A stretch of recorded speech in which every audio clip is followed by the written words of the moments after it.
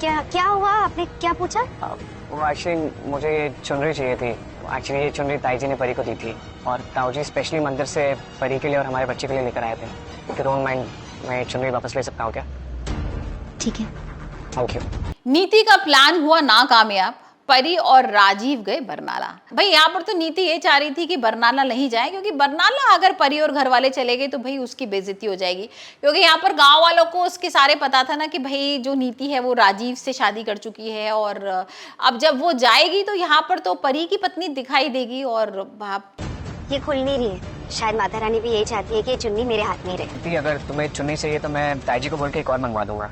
Actually इस चुनरी पे परी का ही हक है, तो पर ये खुल ही नहीं रही है, मैं क्या करूं? मैं हेल्प करूं?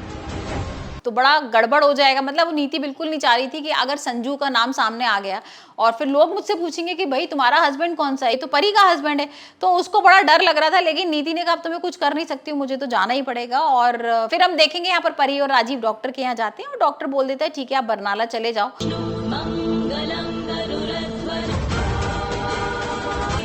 Thank you.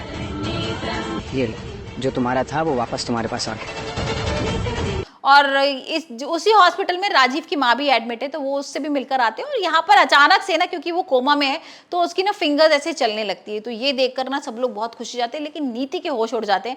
नीति को लगता है अगर ये जिंदा हो गई तो भाई ये तो सारा पर्दाफाश कर देगी मेरा, तो ये जिंदा नहीं होनी चाहिए। जानती थी संजू कभी ऐसा नहीं कर सकता। वो चुनरी लेने संजू नहीं आया, बल्कि उसे परी ने भेजा है। जो तू कर रही है ना परी, उनका सबका मैं हिसाब करके रहूंगी। हर चीज का बदला लूंगी तुझसे मैं।